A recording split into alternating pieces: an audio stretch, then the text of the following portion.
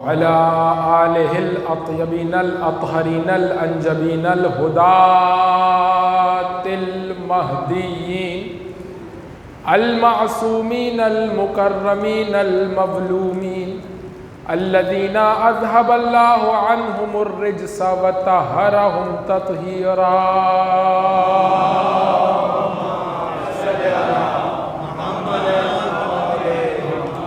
بہم نتولا ومن اعدائہم نتبرؤ الی اللہ اما بعد فقد قال اللہ تبارک وتعالی عز اسمہ اعوذ باللہ من الشیطان الرجیم بسم اللہ الرحمن الرحیم سنت اللہ التی قد خلت وَلَن تَجِدَ لِسُنَّةِ اللَّهِ تَبْدِيلًا صلوات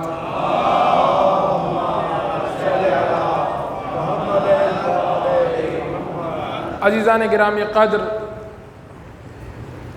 ایام شہادت امیر کائنات اور اسی سلسلے میں آپ کے سامنے سنت الہی وجہ اللہ کے آئینے میں کے عنوان پر کل گفتگو کو مقدماتی طور پر شروع کیا تھا، اور کل آپ کی خدمت میں عرض کیا تھا کہ ہر روز کوشش یہ ہوگی کہ قرآن مجید کی ایک آیت کہ جو امیر المومنین کے بارے میں اور ان سے متعلق ہو اور ان سے متعلق نازل ہوئی ہو، اس کو آپ کے سامنے پیش کیا جائے۔ کسی نے آ کر کے ابن عباس سے کہا، اے ابن عباس، قرآن کی فلاں آیت کو نہ پڑھا کرو۔ کہا کیوں؟ کہا اس لیے کیونکہ یہ آیت علی کے بارے میں نازل ہوئی ہے اور ہمیں پسند نہیں ہے کہ جو چیز علی کے بارے میں نازل ہو اسے پڑھا جائے۔ علی کی دشمنی میں قرآن کی دشمنی کوئی نئی بات نہیں ہے، کیونکہ رسول اللہ کہہ کر کے گئے تھے کہ یہ دونوں ہمیشہ ساتھ رہیں گے، اس میں سے اگر کوئی ایک کا دشمن ہوگا تو ہو نہیں سکتا کہ وہ دوسرے کا دشمن نہ ہو۔ ابن عباس نے کہا بتاؤ پھر یہ آیت پڑھوں یا نہیں پڑھوں، یہ آیت پڑھوں یا نہیں پڑھوں، وہ آیت پڑھوں یا نہیں پڑھوں۔ تاریخ نے لکھا ابن عباس نے 300 آیتوں کی تلاوت کی اور ہر آیت کے بعد پوچھتے تھے اگر علی کا ذکر پسند نہیں ہے تو اس آیت کو پڑھوانا بھی بند کرو، اس آیت کو پڑھوانا بھی بند کرو۔ 300 آیتیں کم از کم قرآن سے نکالو گے تو تمہاری مرضی کا قرآن بنے گا جس میں علی ابن ابی طالب کا ذکر نہیں ہوگا۔ آج آپ کے سامنے سورہ مبارکہ صافات کی آیت کو پیش کرنا چاہتا ہوں۔ صلوات پڑھیے محمد و آل محمد۔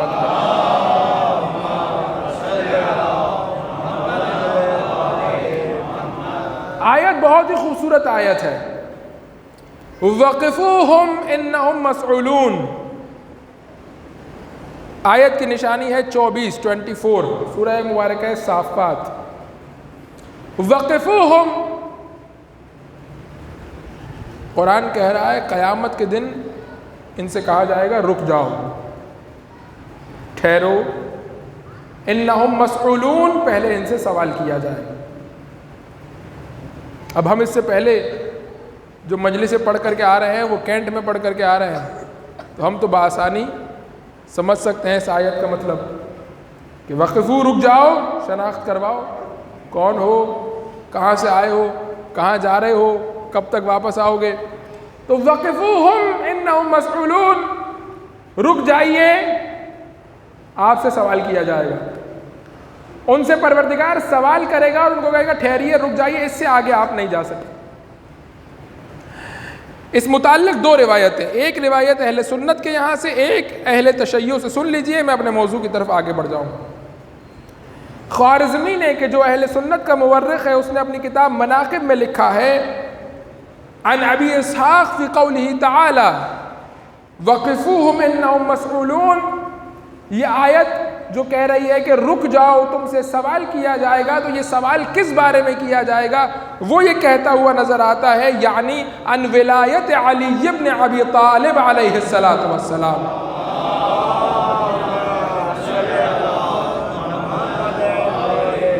روک کر تم سے پوچھا جائے گا قیامت کے دن کہ بتاؤ آیا علی کی ولایت کو لے کر کے آ رہے ہو یا نہیں آ رہے ہو؟ ایک روایت شیخ صدوق نے علل الشرائع میں لکھی ہے، وہ آپ کے سامنے پیش کر دوں کہ قدم عبد حتی یسأل عن 4، قیامت کے دن کوئی بندہ قدم نہیں اٹھا پائے گا جب تک 4 باتوں کا جواب نہیں دے گا۔ توجہ فرمائیے گا، کتنی باتوں کا؟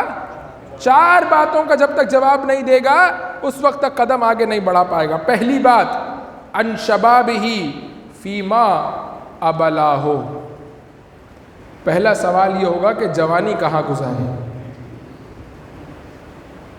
بڑھاپے میں تو سب مسجد کے صحن میں نظر آتے ہیں، سوال یہ ہے کہ جوانی کہاں گزاری؟ جب قدرت چلی گئی تب خدا یاد آیا، یا جب بدن میں طاقت تھی تب بھی یاد آ رہا تھا؟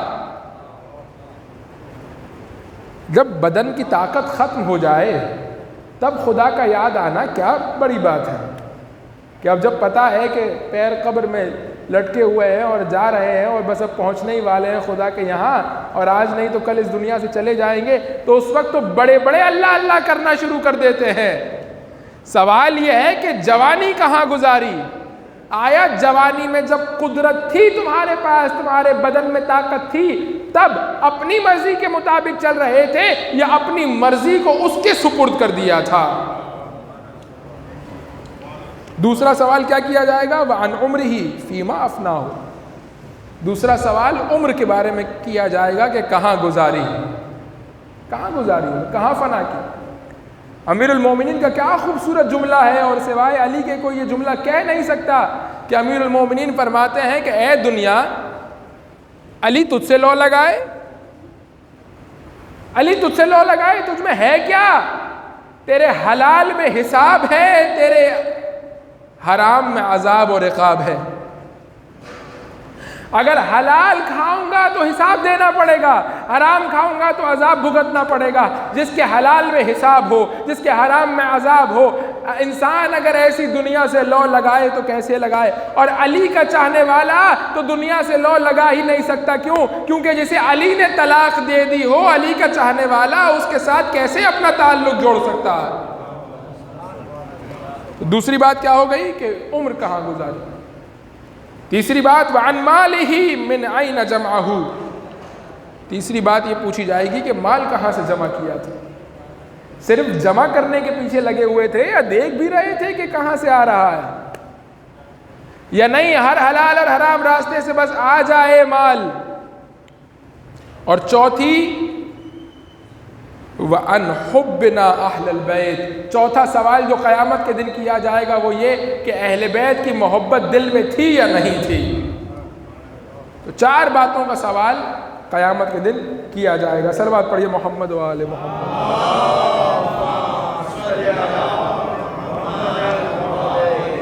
بس عزیزان گرامی قدر، گفتگو کو کل جس مقام پر آپ کے سامنے رکھا تھا وہیں سے شروع کرنا چاہ رہا۔ پہلی سنت الہی ابتلا، وَلَنَبْلُوَنَّكُمْ، ہم آزمائیں گے، ضرور بضرور آزمائیں گے۔ سورہ مبارکہ ملک لِيَبْلُوَكُمْ أَيُّكُمْ أَحْسَنُ عَمَلًا، سورہ مبارکہ عنکبوت، أَحَسِبَ النَّاسَ، کیا لوگوں نے یہ گمان کیا ہے ہم انہیں چھوڑ دیں گے صرف یہ کہہ لینے پر کہ ایمان لے آئے، وَهُمْ لَا يُفْتَنُونَ، اور ان کا امتحان نہیں لیا جائے گا؟ نہیں، ایسا نہیں ہوگا، امتحان لیا جائے گا اور ضرور بضرور لیا جائے گا۔ امتحان کی نوبت آتی ہی اسی وقت ہے کہ جب 2 راستوں میں سے ایک راستے کے انتخاب کا اختیار دیا جائے۔ چوراہے کو چوراہا کہا ہی اس لیے جاتا ہے کیونکہ 4 راہیں اس سے نکلتی ہیں۔ کوئی کہے کہ بھئی یہ چوراہا ہے لیکن 4 راہیں نہیں ہیں، ایک ہی راستہ ہے، تو آپ کہیں گے کہ پھر یہ چوراہا نہیں ہے۔ 2 راہیں کو 2 راہا کہا ہی اس لیے جاتا ہے کیونکہ 2 راہیں نکلتی ہیں۔ امتحان ہوگا کب؟ امتحان اسی وقت ہوگا کہ جب 2 راستوں کے انتخاب کا اختیار کسی کے سپرد کر دیا جائے۔ سوال یہ ہے کہ پروردگار تو نے دوسرا راستہ بنایا کیوں کہ لوگ گمراہ ہو جائیں؟ گمراہ کون کرتا ہے؟ جی،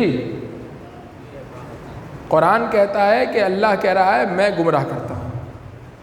جی، یہدی من یشاء ویضل من یشاء، جسے ہم چاہتے ہیں ہدایت دیتے ہیں، ہم جسے چاہتے ہیں گمراہ کرتے ہیں۔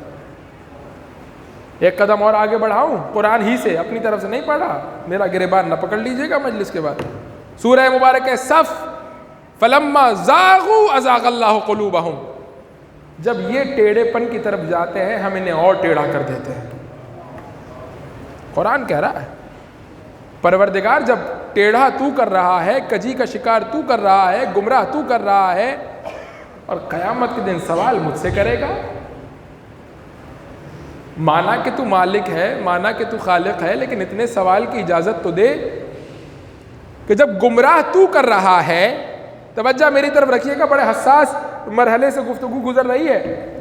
جب گمراہ تو کر رہا ہے، جب گمراہی کا راستہ تو ایجاد کر رہا ہے، تو پھر عذاب مجھے کیوں دے رہا ہے؟ پھر گناہ میرے نامہ اعمال میں کیوں لکھا جا رہا ہے؟ تو نہ بناتا گمراہی کا راستہ، نہ تو بناتا، نہ میں گمراہ ہوتا، نہ عذاب کی طرف جاتا، تو مجھے عذاب تک کون لے کر کے گیا؟ تو ہی تو لے کر کے گیا۔ اب اس سوال کو سمجھنے کے لیے بس ایک مثال آپ کی خدمت میں پیش کرتا ہوں، بات بہت آسان ہو جائے گی، جوان بھی بات کو سمجھ جائیں گے۔ آپ دنیا کا کوئی ایک ایسا برج مجھے بتائیے، کسی ایک ایسے برج کا نام بتائیے کہ جس میں چڑھنے کا تو ہو، اترنے کا نہ ہو۔ ہے کوئی؟ کسی کو معلوم ہے تو بتائیں۔ جب بھی برج بنایا جائے گا تو اگر ایک طرف سے چڑھنے کی جگہ ہوگی، دوسری طرف سے اترنے کی جگہ ہوگی۔ کوئی ایسی سیڑھی بتائیے دنیا میں جس میں کہا جائے کہ آپ صرف چڑھ سکتے ہیں، اس سیڑھی سے اتر نہیں سکتے۔ سیڑھی تبھی سیڑھی ہے کہ جتنی مقدار میں اس سے چڑھا جا سکے اتنی ہی مقدار میں اس سے اترا جا سکے۔ دوسرے الفاظ میں آپ کے سامنے بیان کروں، عزیزان گرامی قدر توجہات میری طرف رکھیے گا، عروج تبھی عروج ہوتا ہے جب اس کے ساتھ زوال کا تصور موجود ہو۔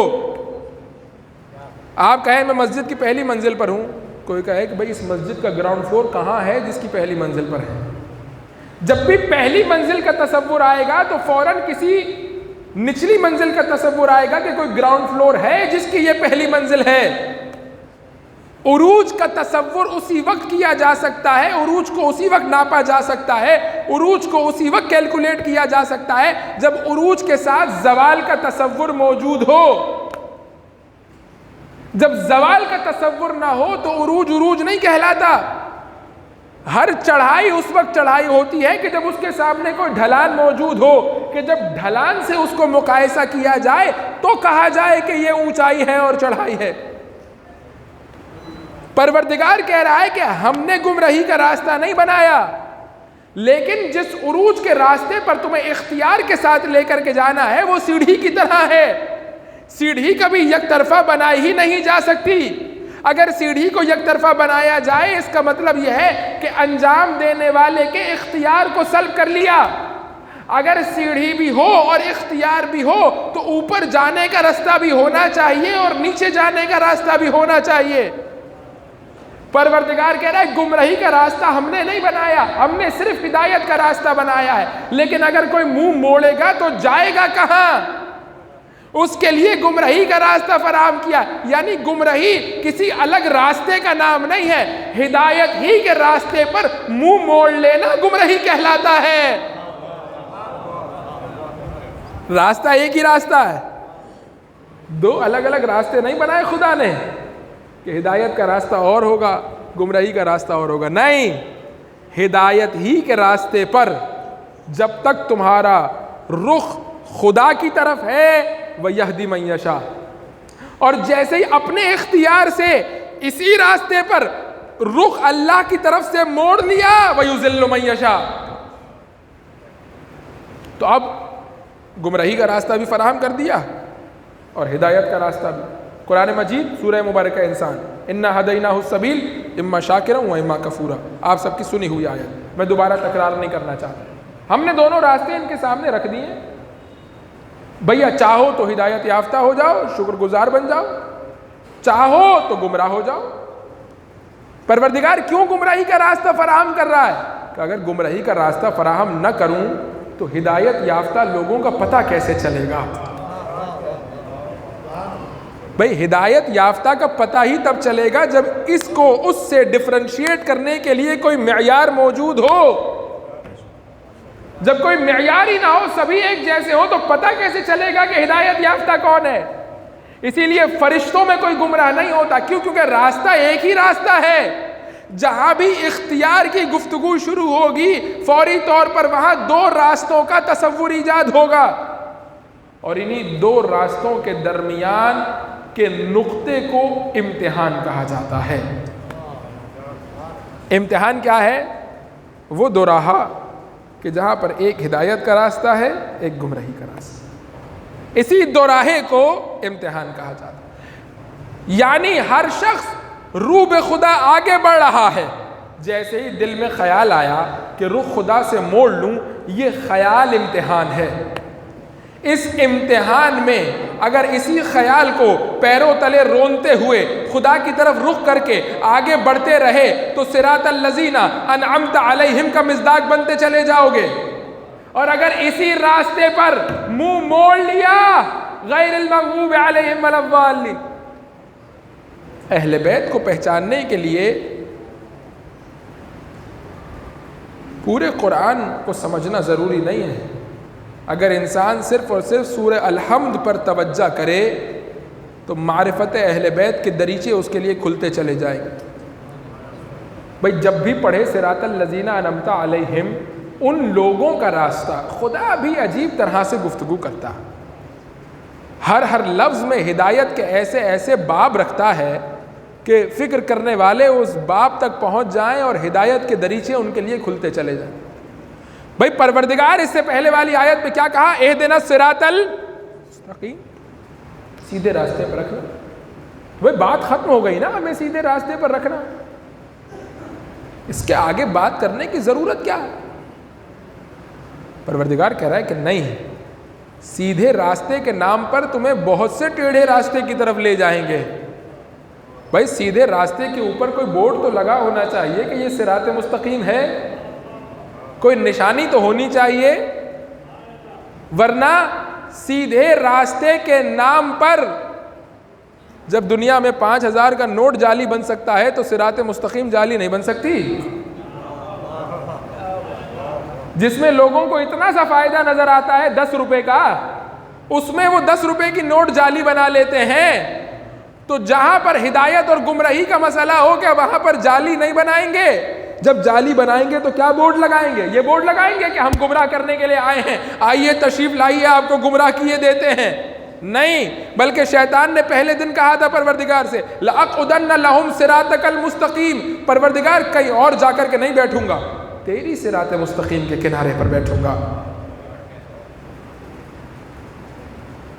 ایک ہمارے استاد بہت اچھی مثال دیتے تھے, کہتے تھے کہ شیطان جو گمراہ کرتا ہے, تو آپ جانتے ہیں کہ موڑ دو طرح کے ہوتے ہیں. ایک موڑ ہوتا ہے جو چوراہے پر ہوتا ہے, آپ سیدھے جا رہے تھے, چورنگی آ گئی, آپ سیدھے ہاتھ پہ مڑ گئے.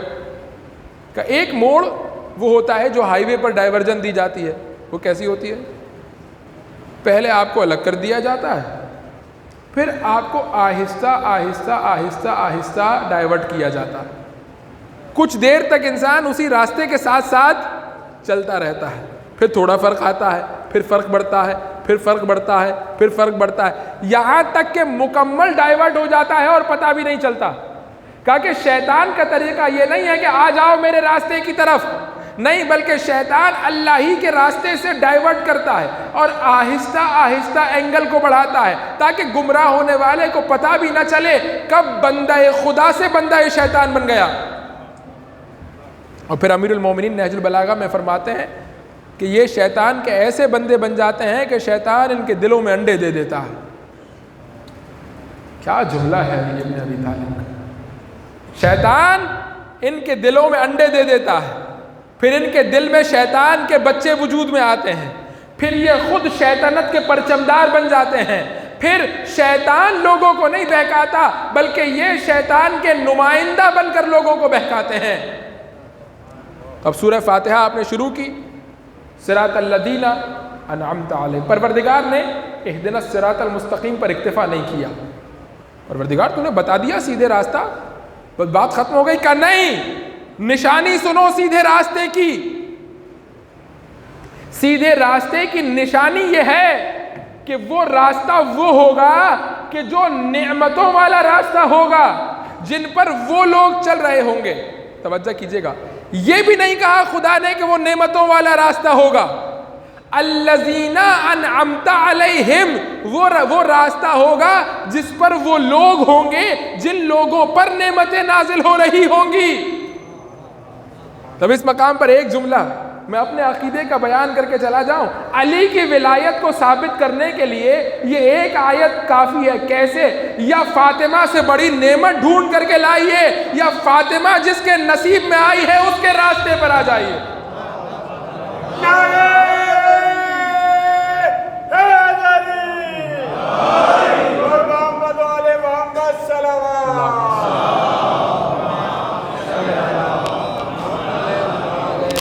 یا تو انکار کیجئے کہ فاطمہ نعمت الہی نہیں ہے، اور اگر فاطمہ نعمت الہی ہے تو پھر آ جائیے اس مولا کے دروازے پر جسے فاطمہ نے اپنا مولا مانا ہے۔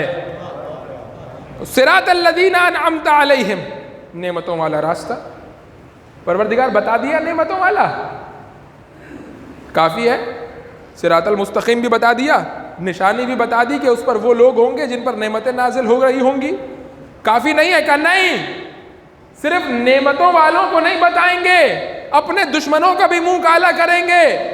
غیر المغضوب علیہم ولا الضالین، پروردگار یہ مغضوب کا پتہ کیسے چلے گا؟ کیسے پتہ لگے کہ کون مغضوب ہے؟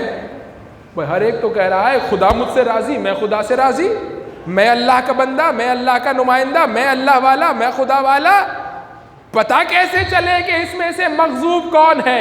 کب مغضوب کو پہچاننا ہے تو اسی لیے پہلے انعمت علیہم کا تذکرہ کیا ہے۔ دنیا میں کوئی واضح اور صاف الفاظ میں نہیں کہے گا کہ میں اللہ کا دشمن ہوں۔ جو انعمت علیہم سے دشمنی کرے سمجھ لینا یہی مغضوب علیہم ہے۔ صلوات پڑھیے محمد و آل محمد۔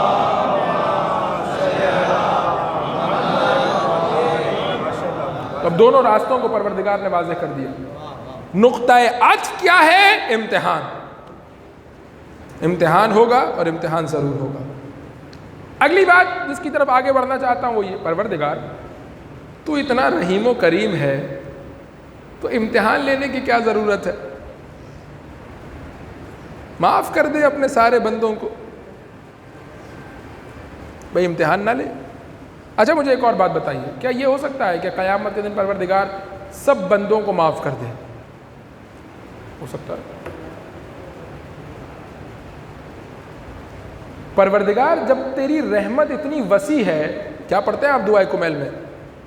وسعت کل شیء، ہر شے سے زیادہ وسیع ہے، تو پھر معاف کیوں نہیں کر دیتے؟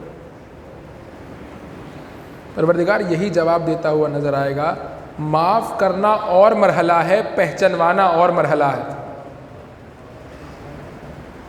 ایک جیسا برتاؤ نہیں کروں گا دونوں کے ساتھ، بتاؤں گا کہ یہ اس کا کیا حق تھا، اس کا کیا حق تھا، اس نے کیا کیا۔ معاف کرنا الگ مرحلہ ہے، لیکن دونوں کی پہچان اور دونوں کی شناخت کروانا الگ مرحلہ ہے۔ شناخت کو چھپاؤں گا نہیں، کیوں؟ اس لیے کیونکہ اس کی شناخت پر پورے ہدایت کا سلسلہ متوقف ہے۔ اگر یہ پرچم بلند رہے گا تو سب ہدایت یافتہ ہوتے چلے جائیں۔ اب آئیے، پروردگار تو رحیم ہے، کیا اپنی رحمت سے اس امتحان کو کینسل نہیں کر سکتا؟ اب اس بات کو سمجھانے کے لیے بھی میں ایک مثال کا تقاضا لیتا ہوں، ایک مثال کا سہارا لیتا ہوں اور آگے بڑھتا ہوں۔ دیکھیے، امتحانی کمرہ ہے، ممتحن بیٹھا ہوا ہے، ایگزامینر، بچوں کو بلا لیا اس نے اور بلا کے کہا کہ آ جاؤ بھائی امتحان ہے۔ سب بیٹھ گئے، امتحان شروع ہوا۔ ممتحن نے دیکھا کہ بچوں کو پسینہ آ رہا، فوراً بلایا کہ پنکھے کھولو، بچوں کو پسینہ آ رہا۔ پنکھے کھلوا دیے۔ کچھ دیر بعد دیکھا کہ پیاس بھی لگ رہی ہوگی یقیناً، فوراً بلایا کہ بچوں کے لیے پانی کا انتظام کرو، بلکہ ایک کام کرو کہ پانی میں شربت ڈال کر کے لے آؤ تاکہ اگر قوت کم ہو گئی ہو تو اس مٹھاس کی بدولت قوت دوبارہ برابر ہو جائے۔ کسی بچے کا قلم ٹوٹ گیا، اس کو قلم دو فوراً، کوئی نیچے رکھنے کے لیے تختہ نہیں لے کر کے آیا، ایسے تختہ فراہم کیا جائے۔ کسی کے پاس بیٹھنے کے لیے میز نہیں ہے، اس کے لیے میز لائی جائے۔ کسی کی کرسی آرام دہ نہیں ہے، اس کو کرسی دی جائے۔ اب کوئی بچہ کھڑا ہو کر کے ممتحن سے کہے اتنے مہربان ہو تو امتحان لے کیوں رہے ہو؟ بھائی اتنا تمہارا دل ہمارے لیے جل رہا ہے، کبھی تختہ دے رہے ہو، کبھی قلم دے رہے ہو، کبھی کاغذ دے رہے ہو، کبھی کرسی دے رہے ہو، کبھی پانی پلوا رہے ہو، کبھی پنکھا کھلوا رہے ہو، تو اتنا تمہارا دل اگر ہمارے لیے جل رہا ہے تو پھر امتحان نہ لو، معاف کر دو، پھر امتحان کیوں لے رہے ہو؟ تو جواب کیا دیا جائے گا؟ جواب یہ دیا جائے گا کہ امتحان کے لیے تو بلائے گئے ہو، یہ سب کچھ جو دیا جا رہا ہے یہ امتحان کی سختی کو کم کرنے کے لیے دیا جا رہا ہے، یہ سب کچھ امتحان کی بدولت مل رہا ہے، یہ سب کچھ امتحان کی وجہ سے مل رہا ہے، یہ سب کچھ امتحان کے لیے مل رہا ہے۔ اگر امتحان نہ ہو تو شربت بھی نہیں پلائیں گے، اگر امتحان نہ ہو تو کچھ کھلائیں گے بھی نہیں، اگر امتحان نہ ہو تو پنکھا بھی نہیں کھلوائیں گے۔ امتحان ہے تبھی ساری آسائشیں دے رہے ہیں۔ پروردگار سے کوئی کہے پروردگار تو بڑا رحیم ہے، کیوں امتحان لے رہا ہے؟ اور اگر امتحان ہی لینا ہے تو یہ مشروبات کیوں بنائے ہیں، یہ طرح طرح کی غذائیں کیوں بنائی ہیں، یہ طرح طرح کے مناظر کیوں رکھے ہیں جو میرا دل لبھاتے ہیں؟ ماں سے محبت کو کیوں رکھا ہے، باپ سے محبت کو کیوں رکھا ہے، اولاد سے محبت کو کیوں رکھا ہے، ان لذتوں کو کیوں بنایا ہے؟ پروردگار وہی جواب دے گا جو ممتحن نے دیا تھا۔ نعمتیں بنائی ہی امتحان کی آسانی کے لیے ہیں، اگر امتحان نہ ہوتا تو نعمتیں بھی نہ ہوتی۔ نعمتیں دی ہی اس لیے ہیں تاکہ جب امتحان میں سختی کا مرحلہ آ جائے تو ان لذتوں کے ذریعے سے قوت حاصل کرو تاکہ دوبارہ اچھا امتحان دے سکو۔ توجہ فرما۔ اب امتحان اللہ کی سنتوں میں سے کل ہم نے آپ کی خدمت میں عرض کیا تھا کہ کوشش یہ ہوگی کہ آئینہ علی ابن ابی طالب میں جا کر کے اللہ کی سنتوں کا مشاہدہ کریں۔ کیوں؟ کیونکہ یہی وہ شفاف آئینہ ہے جس سے متعلق کہا گیا ہے کہ اپنی صورت کو اس کے سامنے پیش کرو۔ امام کے اعمال کی بنیاد پر تمہارے اعمال کو پرکھا جائے گا۔ تو اگر عبرت حاصل کرنا چاہتے ہو، اگر سبق لینا چاہتے ہو، اگر کوئی میسج لینا چاہتے ہو تو تاریخ میں جاؤ تو سب سے پہلے اس آئینے کا رخ کرو کہ جس آئینے کی شفافیت کی گواہی قرآن دے رہا ہے۔ تو آئیے دیکھتے ہیں امیر المومنین کی زندگی میں۔ آپ توجہ فرمائیے کہ امیر المومنین کی زندگی پہلے دن سے لے کر وقت شہادت تک امتحانات سے بھری ہوئی، ہر لمحے امتحان الہی، اور ہر امتحان الہی میں ویسا ہی طریقہ کار جیسا اس کو مطلوب ہے۔ کیوں؟ اس لیے کیونکہ پروردگار نے اسے رہنما قرار دیا ہے، اور رہنما آگے آگے چلتا ہے، اور جو کچھ پیچھے آنے والوں کے لیے پیش آ سکتا ہے ان سب کے لیے انتظام کرتا چلا جاتا ہے۔ ہر امتحان علی ابن ابی طالب کی زندگی میں موجود ہے۔ کیوں؟ اس لیے کیونکہ قیامت تک آنے والا جب بھی کسی امتحان میں مبتلا کیا جائے گا تو وہ مشکل کشا کے دروازے کا رخ کرے گا، اور اگر یہاں سے مشکل کشائی نہ ہو تو پھر کہاں سے مشکل کشائی ہوگی؟ اس لیے ہر امتحان کا حل زندگی علی میں ہونا چاہیے تاکہ ہر بندہ جب اپنی صورت لے کر کے آئے تو اس آئینے سے اس کے مطابق اس کو جواب دیا جائے۔ اس لیے ہر امتحان آپ دیکھیے، ہر امتحان آپ کو علی کی زندگی میں ملے گا، اور ہر امتحان میں کردار کیسا ملے گا؟ رضن برضائک تسلیما لامرک۔ ہجرت کی شب جان کا امتحان، غزوات میں جان کا امتحان۔ یہ سوال نہیں کیا یا رسول اللہ، علی ویسے رسول سے غیب کی باتیں پوچھتے رہتے ہیں کہ کیا ہوگا، لیکن اس مرحلے پر آ کر وہ مرحلہ رضا ہے کہ جانتے ہیں کہ رسول کو غیب کا علم ہے، پھر بھی یہ نہیں پوچھا یا رسول اللہ یہ بتائیے کہ میں آج جو آپ کے بستر پر لیٹ رہا ہوں بچ جاؤں گا یا قربان ہو جاؤں گا، یہ سوال بھی نہیں کیا، بلکہ کیا سوال کیا؟ یا رسول اللہ میرے سو جانے سے آپ کی جان بچ جائے گی یا نہیں بچ جائے گی؟ امتحان میں ویسا کردار جیسا اسے مطلوب ہے، یہ ہے ذات علی بن ابی طالب۔ جان کا امتحان، سب خیبر میں سروں کو جھکائے بیٹھے ہیں، رسول اللہ میں جاؤں گا، سب خندق میں سروں کو جھکائے بیٹھے ہیں۔ تاریخ نے لکھا ایسے سروں کو جھکائے بیٹھے تھے کہ اگر پرندہ سر پہ بیٹھ جائے تو پرندہ نہ اڑنے پائے۔ ایسے میں کہا یا رسول اللہ میں جاؤں گا۔ رسول بھی بار بار علی کو بٹھا دیتے تھے، نہیں علی، تاکہ کل صبح کو یہ نہ کہہ سکے ہم بھی اٹھنے ہی والے تھے، ہم بھی بس اٹھنے ہی، ہم پیر سن ہو گیا تھا، بس اٹھ رہے تھے کہ علی کھڑے ہو گئے، تو کیا کریں، علی چلے گئے۔ رسول تاریخ میں واضح کر دینا چاہتے تھے نہ کوئی اٹھا اور نہ کوئی اٹھنے والا تھا، اسی لیے کہا کہ علی بیٹھ جاؤ۔ پھر کہا ہے کوئی جو جا کر کے جواب دے؟ جان کا امتحان آسان نہیں تھا عزیزوں۔ آج مجھے بہت اچھا لگتا ہے، آپ کو بہت اچھا لگتا ہے جب ہم علی کے غزوات سنتے ہیں، اور اچھا لگنا بھی چاہیے، لیکن اس وقت کہ جب جان کے در پہ ہو تب انسان اللہ کی راہ میں استقامت دکھائے، اکیلا تک تنہا۔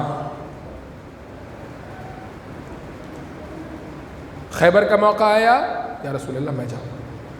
ہر موقع پر علی امتحان میں ثابت قدم، کیوں؟ کیونکہ رہنما ہے، اور رہنما کا کردار یہ ہونا چاہیے کہ رہنما ہر امتحان میں ایسی ثابت قدمی دکھائے کہ آئندہ آنے والوں کے لیے نمونہ عمل واقع ہو سکے۔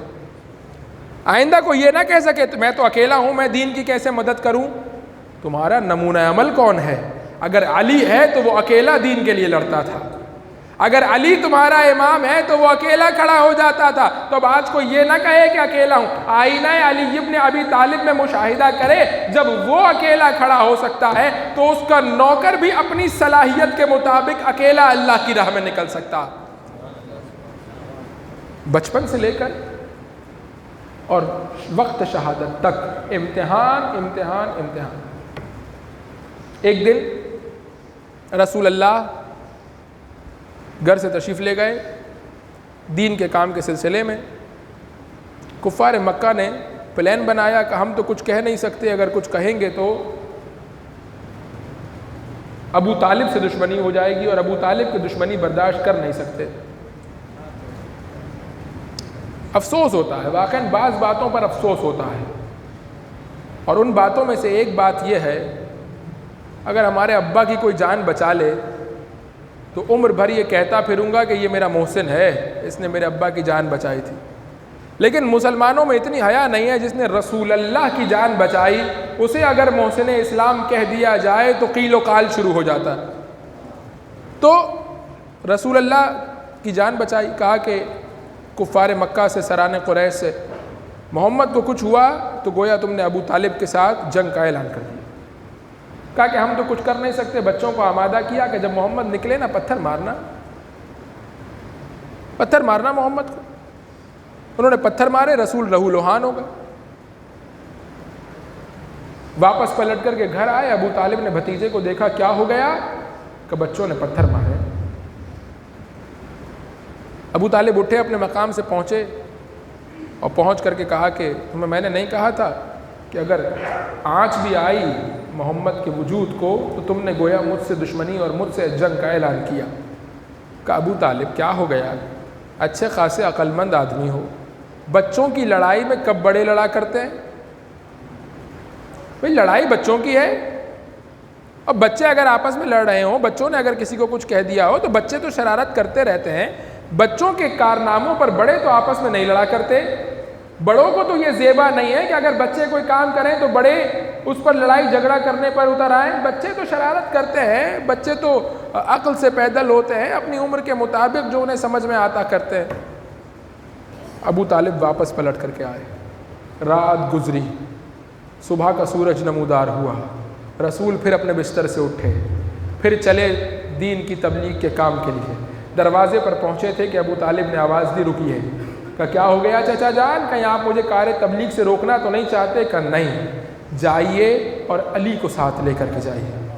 کہا یا رسول اللہ، رسول نے کہا یا چچا یہ بتائیے کہ علی کو کیوں ساتھ بھیج رہے ہیں، علی کو کیوں میرے ساتھ کر رہے ہیں؟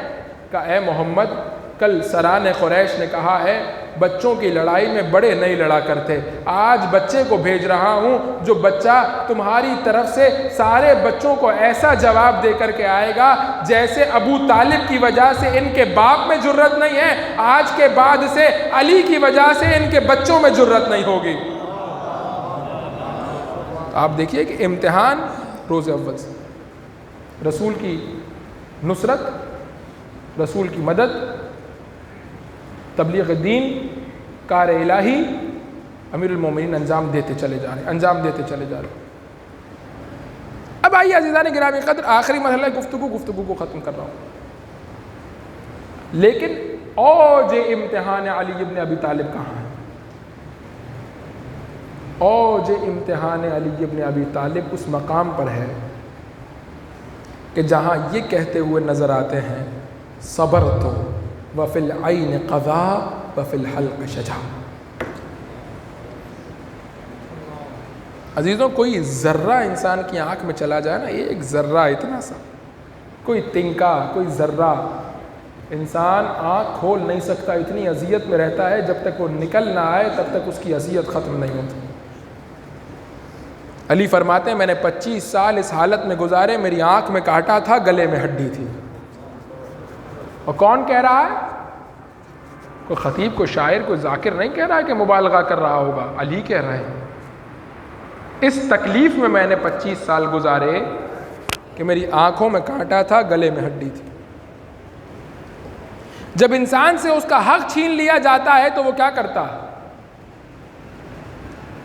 سب سے آسان کام اس کے لیے یہ ہوتا ہے کہ وہ ان لوگوں سے اور ان کے نظریے سے اور ان کی فکر سے لا تعلق ہو جائے۔ لیکن صبر علی کیا تھا؟ صبر علی ابن ابی طالب اس مقام پر یہ تھا کہ اے علی، ان کا ساتھ نہیں دینا لیکن اسلام کا ساتھ نہیں چھوڑنا۔ یہ صبر علی ہے، یعنی ان لوگوں نے تمہارے ساتھ جفا کی ہے لیکن اسلام اور دین کے سلسلے میں تم نے ان کا ساتھ دینا۔ یہ ہے صبر علی ابن ابی طالب،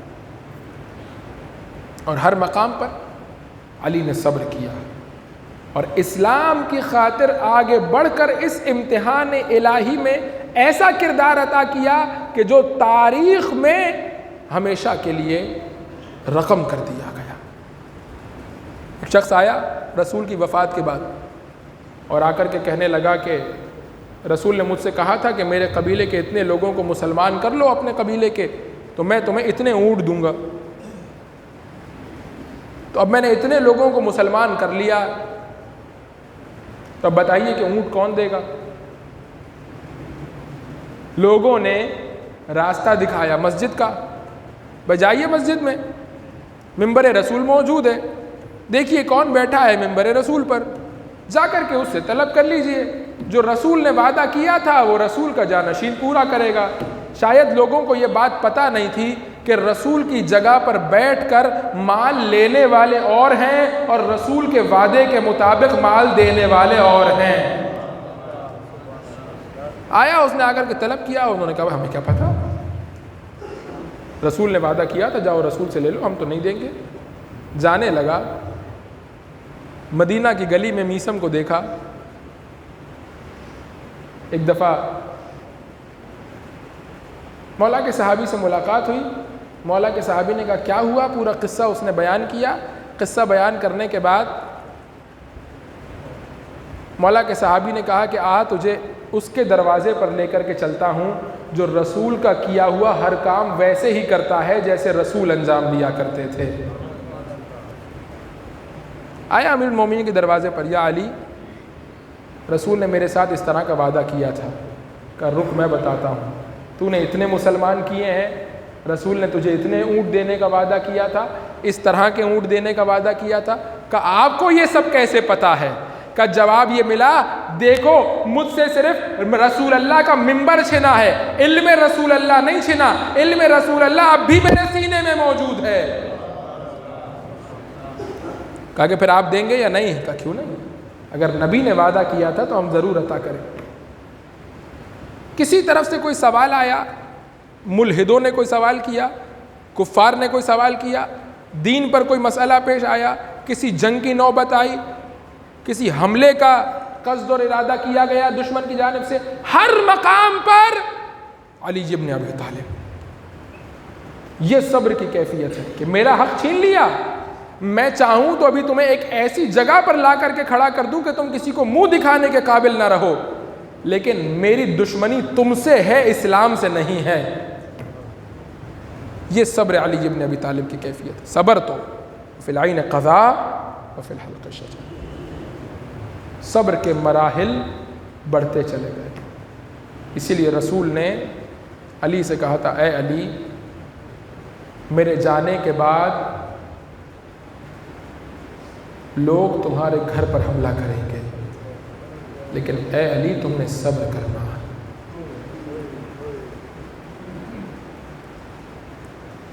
اس دن تو علی نے صبر کیا، لیکن جب بھی وہ دن یاد آتا تھا علی کی زبان پر یہ جملے آتے تھے، لیت ابن ابی طالب مات قبل یوم، اے کاش ابو طالب کا بیٹا اس دن سے پہلے مر گیا ہوتا۔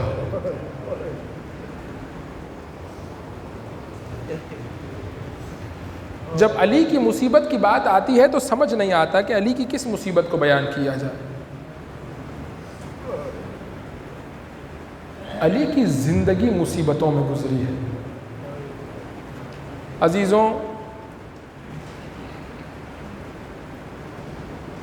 طبیب علی کے گھر سے یہ کہتا ہوا چلا، زخم بہت گہرا ہے، بچنے کی کوئی امید نہیں ہے، لیکن جتنا ہو سکے دودھ پلاؤ تاکہ کچھ دن زندگی کو بڑھایا جا سکے۔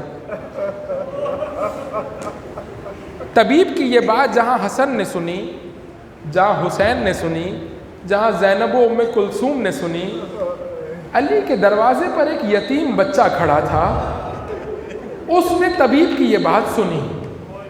جیسے ہی بات سنی دوڑتا ہوا گیا، ایک ایک یتیم کا دروازہ کھٹکھٹاتا تھا، کہتا تھا یتیموں آج احسان کا بدلہ دینے کا دن ہے، جو روزانہ رات کو تمہارے منہ میں نوالے رکھتا تھا اسے دودھ کی ضرورت ہے۔ یتیموں نے اپنے اپنے کوزے اٹھائے، دودھ سے بھرے اور آ گئے دروازہ علی ابن ابی طالب پر۔ ایک لمحے کے لیے میرے ساتھ رکیں گے۔ عزیزوں، یتیموں کے پاس دودھ آیا کہاں سے؟ یہ تو وہ بچے تھے جن کو روٹی علی پہنچایا کرتی تھی۔ ممکن ہے کوئی اپنے حصے کا دودھ لے کر کے آ گیا ہو، ممکن ہے کسی نے اپنی جمع پونجی سے دودھ خریدا ہو، لیکن محسوس ایسا ہوتا ہے شاید کچھ بچے ان میں ایسے بھی ہوں گے جو کسی سے دودھ مانگ کر کے لائے ہوں گے۔ اے شخص آج قرض دے دے، یقین مان اگر ہمارا مولا بچ گیا کل تجھے واپس کر دیں گے۔ ازبق کہتا ہے کہ جب اعلان ہوا کہ سب چلے جاؤ، میں بیٹھ گیا دروازہ علی ابن ابی طالب پر، میں چوکھٹ پہ بیٹھ گیا۔ امام حسن مجتبی آئے کہ ازبق تم نہیں گئے؟ کہ آقا کو ایک دفعہ اور دیکھنے کا جی چاہ رہا ہے، مولا ایک دفعہ زیارت کروا دیجئے اپنے بابا کی، پھر چلا جاؤں گا۔ کہ رکو میں بابا سے اجازت لے کر کے آتا ہوں۔ بابا سے اجازت لے کر کے آئے، آؤ ازبق تمہیں اجازت مل گئی۔ ازبق داخل ہوئے، کہتے ہیں علی کے سر پر زرد رنگ کی پٹی بندھی ہوئی تھی۔ علی کے سر پر پہلے سے زخم تھا جو غزوات میں لگا تھا، اس زخم کے باعث پہلے سے سر علی کا زخمی تھا۔ اس ملعون نے ایسا گہرا وار کیا تھا کہ بعض تاریخوں نے لکھا کہ ناک تک علی کا سر 2 حصوں میں تقسیم ہو گیا۔ کہا کہ اس کو یکجا رکھنے کے لیے زرد رنگ کی پٹی باندھی گئی تھی تاکہ سر جڑا رہے اور خون کو بہنے سے روکا جا سکے۔ اس مقام پر ازبغ ابن نباتہ کہتا ہے میرے مولا پر کمزوری کا یہ عالم تھا کہ مجھے سمجھ نہیں آتا تھا کہ پٹی زیادہ زرد ہے یا علی کا چہرہ زیادہ زرد ہے۔ لیکن عزیزوں میرا جی چاہتا ہے، ہر سال میرا طریقہ کار یہ ہے، میں دوسری مجلس میں علی کے مسائب کو روک کر کچھ دیر کے لیے علی ہی کی دوسری مصیبت پڑھتا ہوں۔ آج کی مصیبت جو علی کی ہے، اس پہ علی نے کہا فزت ورب الکعبہ. آج علی ایک ایک کو سینے سے لگا رہے ہیں, آج علی ایک ایک کے آنسو پہنچ رہے ہیں. جب بے ہوشی سے افاقہ ہوتا ہے, کسی کو روتا ہوا دیکھتے ہیں, کہتے ہیں کہ نہیں رونا نہیں ہے جب تک علی زندہ ہے. ایک ایک کو چپ کروا رہے ہیں, ایک ایک کی ڈھارس بندھا رہے ہیں, ایک ایک کو گلے سے لگا رہے ہیں. لیکن عزیزوں ایک وقت وہ بھی تھا جب بیت فاطمہ کا دروازہ کھلا, دو بچے دوڑتے ہوئے آئے اور یہ کہتے جاتے تھے یا ابتا ماتت امنا, بابا ہماری ماں مر گئی, بابا ہماری ماں مر گئی. عزیزوں یہ وہ مرحلہ تھا جب علی سے برداشت نہ ہوا, فوقع علی علی وجہ, علی منہ کے بل زمین پر گرے, فغشی علیہ, علی پر غشی طاری ہو گئی, حتی رش علیہ الماء, پانی لا کر کے چھڑکا گیا. آج جو علی حوصلے میں ہے, آج جو علی ہمت میں ہے, آج جو دوسروں کی ڈھارس بندھا رہا ہے, آج جو دوسروں کے آنسو پہنچ رہا ہے, یہی وہ علی ہے جب فاطمہ کو غسل دے رہا تھا ایک دفعہ چیخ مار کر کے رونا شروع کیا. بعد میں قمبر نے سوال کیا آقا آپ تو ہمیں منع کر رہے تھے رونے سے, آپ نے کیوں گریا کرنا شروع کر دیا؟ کہا قمبر تمہیں نہیں معلوم, فاطمہ کتنے غموں کو اپنے ساتھ لے کر کے چلی گئی. علی کی کس کس مظلومیت کا ذکر کیا ہے؟ مظلوم عالم علی, علی سے بڑا کوئی مظلوم نہیں ہو سکتا. عزیز ایک دن گھر میں آئے, فاطمہ نے آگے بڑھ کر کے دروازہ کھولا, فاطمہ نے آگے بڑھ کر کے استقبال کیا کہ بی بی آج طبیعت کچھ بہتر معلوم ہو رہی ہے, آج آپ بستر سے اٹھی ہیں, آج آپ چلنے پھرنے کے قابل ہیں. کہ نہیں علی طبیعت تو ویسی ہے. کہا پھر استقبال کے لیے آنے کی زحمت کیوں کی, دروازہ آپ نے کیوں کھولا؟ کہ علی میں چاہتی یہ تھی میں آگے بڑھ کر کے آپ کو سلام کروں, کیونکہ میں نے سنا ہے کہ مدینہ والے آپ کو سلام نہیں کرتے, مدینہ والے آپ کو سلام نہیں کرتے. عزیزوں ایک دفعہ علی نے سر کو جھکایا, آنکھوں سے آنسوؤں کو پہنچا اور کہا فاطمہ اگر اتنا ہوتا علی صبر کر لیتا, لیکن اب علی کسی کو سلام کرے مدینہ والے علی کے سلام کا جواب نہیں دیتے.